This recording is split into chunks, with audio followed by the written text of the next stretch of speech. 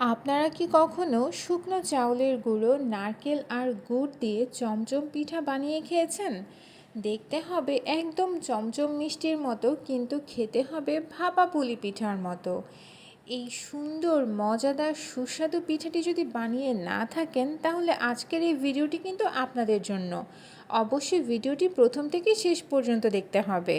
আসসালামু আলাইকুম everyone, this is Bhabna from food story by Sakib and Bhabna, and welcome to my channel. যারা আজকেই আমাকে প্রথম দেখছেন তারা অবশ্যই চ্যানেলটি কিন্তু সাবস্ক্রাইব করে নেবেন। আর এখন চলে যাচ্ছি আমি পিঠা বানাতে। সবার প্রথমে আমার এখানে লাগছে শুকনো চাউলের গুঁড়ো।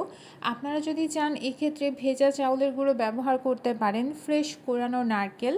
আমি এখানে নারকেলের পরিমাণটা একটু বাড়িয়ে নিয়েছি। নারকেলের পরিমাণটা যদি একটুখানি বাড়িয়ে নেন তাহলে কিন্তু পিঠাটা খেতে খুব মজা লাগবে। আর এখানে নিয়েছিলাম গুড়। এখন পিঠার জন্য একটা ডো তৈরি করে নিব। ডো তৈরি করার জন্য সবার প্রথম গ্যাস অন করে আমি একটা হাঁড়ির মধ্যে পানি দিয়ে নিয়েছি। পানিটা যখন একটুখানি ফুটে উঠেছে, এই পর্যায়ে আমি 1 চিমটি লবণ কিন্তু এখানে অ্যাড করেছি।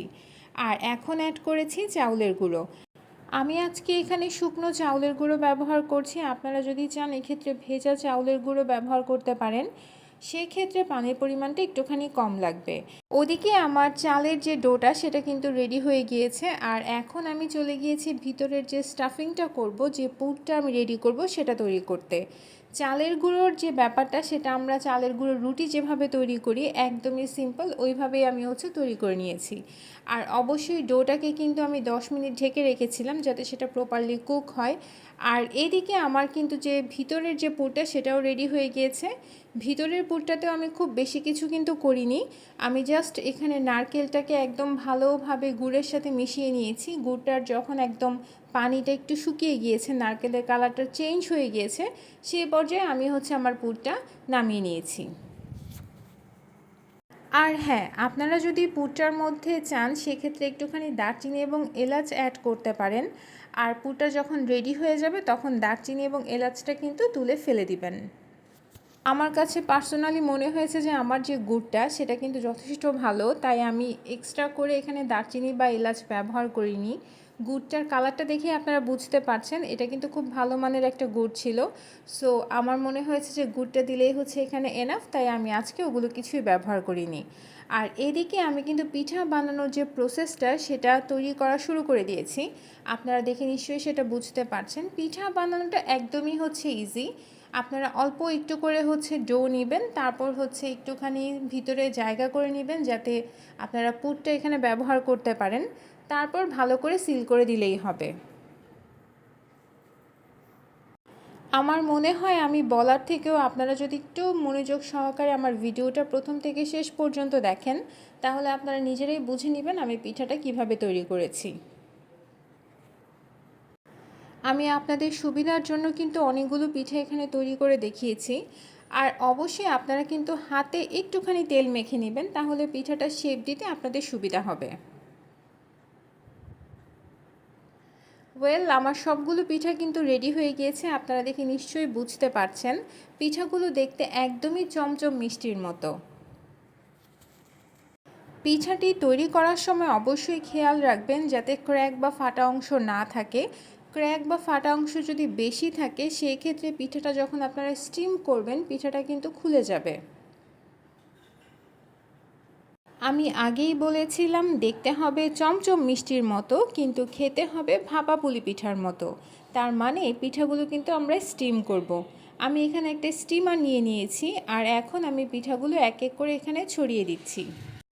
আমি আজকে এখানে রাইস কুকারের স্টিমার ব্যবহার করেছি। আপনারা যে কোনো স্টিম করা যায় এমন পাত্র নিলেই চলবে। আমরা যে সাধারণত চাল ধোয়াধুয়ির জন্য যেগুলো ব্যবহার করি, যেগুলো স্টিলের, সেগুলোও কিন্তু আপনারা এক্ষেত্রে ব্যবহার করতে পারেন। আর এখন আমি আমার রাইস কুকারটা অন করে দিব। পিঠাগুলো স্টিম হতে হবে 15 থেকে 20 মিনিট।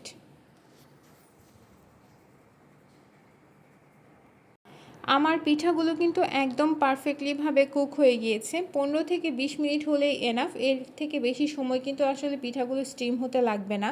আমার পিঠাগুলো যখন একদম গরম অবস্থায় আছে, অর্থাৎ স্টিমার থেকে ডিরেক্টলি, আমি কিন্তু এখানে আরেকটা উপকরণ ব্যবহার করেছি আরেকটু সুন্দর দেখানোর জন্য।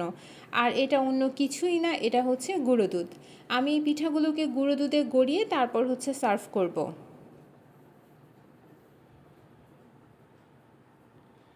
আপনাদের হাতের কাছে যদি নারকেল কোড়ানো থাকে, অর্থাৎ শুকনো নারকেলের গুঁড়া থাকে, সেটাও আপনারা এই ক্ষেত্রে ব্যবহার করতে পারেন। আর যদি শুকনো নারকেলের গুঁড়া হাতের কাছে অ্যাভেলেবেল না থাকে, আমার মতো আপনারাও চাইলে কিন্তু গুঁড়া দুধের মধ্যে পিঠাটা এভাবে গড়িয়ে তারপর সার্ভ করতে পারেন। এটা একদমই অপশনাল, যদি আপনারা এই কাজটা না করেন তাও কিন্তু খেতে অনেক অনেক অনেক বেশি মজা লাগে। কেমন হয়েছে বলুন তো? দেখতে কেমন লাগছে? একদম চমচম মিষ্টির মতো, তাই না? দেখতে যেমন সুন্দর, খেতেও কিন্তু দারুণ মজা হয় এই পিঠাটি। আচ্ছা, আপনারা সবাইকে কোথা থেকে আমাকে দেখছেন আমাকে কিন্তু অবশ্যই কমেন্ট সেকশনে জানাবেন। আর আপনাদের দিনকাল কেমন যাচ্ছে, আপনারা কেমন আছেন সেটাও কিন্তু আমাকে জানাতে পারেন। আপনাদের সাথে আমার কথা বলতে খুব ভালো লাগে এবং আপনাদের কমেন্ট পড়লেই কিন্তু আমার কাছে অনেক বেশি ভালো লাগে। সো আপনারা কিন্তু অবশ্যই আমাকে কমেন্ট করতে ভুলবেন না এবং আপনাদের মতামত কিন্তু আমি সবসময় পড়ি। সো আপনারা কিন্তু আপনাদের মতামত আমাকে অবশ্যই জানাবেন। আর এইদিকে আমার চমচম পিঠা বা চমচম মিষ্টি যে নামেই ডাকি না কেন, তা কিন্তু রেডি হয়ে গিয়েছে।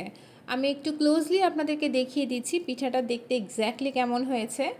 নিজে বানিয়েছি বলে বলছি না, এই পিঠাটা কিন্তু আসলেই খেতে খুব খুব খুব মজা। তাই যারা এখন পর্যন্ত ট্রাই করেননি, আমার অনুরোধ রইল তারা অবশ্যই একবার হলেও এই পিঠাটা বানিয়ে দেখবেন। বাসায় যদি একটুখানি শুকনো চালের গুঁড়ো থাকে আর একটুখানি নারকেল থাকে, তাহলে এখনই চলে যান। আপনারা কিন্তু চাইলে গুড়টা না ব্যবহার করে চিনি দিয়েও এই পিঠাটা তৈরি করতে পারেন, কিন্তু যদি গুড় হাতের কাছে থাকে অবশ্যই গুড়টা ব্যবহার করবেন। আর এই তো একটা পিঠা আমি আপনাদেরকে এখানে ভেঙে দেখিয়ে দিলাম ভিতরটা কতটা সুন্দর লাগছে। আর এটা কিন্তু অনেক অনেক অনেক বেশি সফটও হয়েছে। সো আজ এই পর্যন্তই। সবাই ভালো থাকবেন, সুস্থ থাকবেন। আর চ্যানেলটা যদি সাবস্ক্রাইব না করে থাকেন তাহলে প্লিজ এখনই সাবস্ক্রাইব করবেন আর আমার পরিবারের সদস্য হয়ে যাবেন। বিভিন্ন ধরনের রেসিপি, বিভিন্ন ধরনের ব্লগ দেখতে হলে অবশ্যই আমার পাশে থাকতে হবে। Thanks for watching. আল্লাহ হাফেজ।